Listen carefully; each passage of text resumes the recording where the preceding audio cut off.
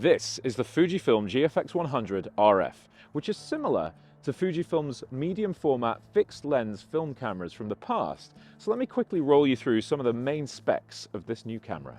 So first off, it's got a 102 megapixel BSI CMOS 2 medium format sensor with X processor 5, which means more resolution, more color, and more dynamic range. The lens is fixed at 35mm f4, which is about 28mm when you're talking 35mm terms. It has improved AI deep learning autofocus subject detection, meaning anything you point it at should be able to find its mark pretty quickly. Like other rangefinders, this camera has leaf shutter, which allows for flash sync at all super fast speeds, not just 1/125. It has a 3-step digital converter, which means digital zoom without much compromise at all. So with that digital zoom, you can go up to 45mm with 65.9 megapixels, which is quite impressive.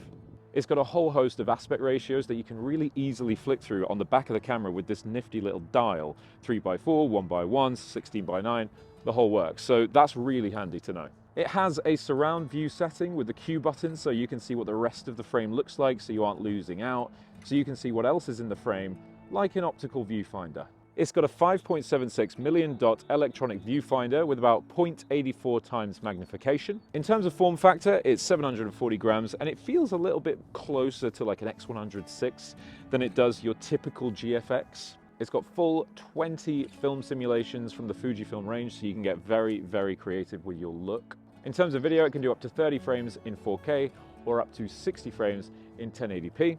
422 10-bit, and ProRes is available with an external SSD. And if you like to grade your footage, you've got F-Log and F-Log 2 or HLG. It's got a 3.5mm mic jack, headphone port, USB-C, micro HDMI, and UVC webcam. So thanks to Fujifilm for flying us out to Prague and letting us have a quick look at the GFX100RF. This was just a headline specs quick look, right? So we're going to do a very in-depth review very shortly, so stay tuned for that. But until then, thanks for watching and see you next time.